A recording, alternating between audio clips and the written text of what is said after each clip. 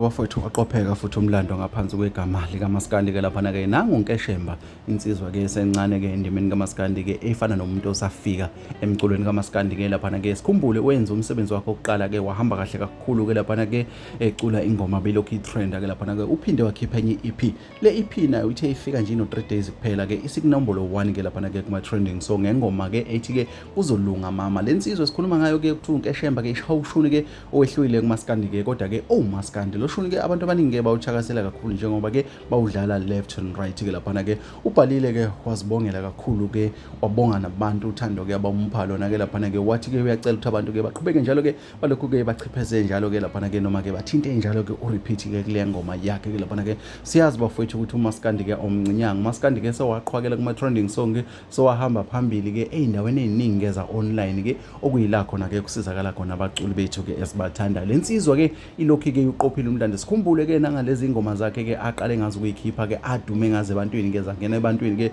waphinde nakhona-ke watrenda waqhwakela waze kwashaya isikhathi sokuthi-ke asuswe futhi ngabanye abaculi bakaMaskandi njengoba nakulokhu ephinde wenze esifanayo-ke useqhwakele futhi umfana-ke ngengoma ethi-ke kuzolunga mama ena-300-ke laphana-ke N1 viewers-ke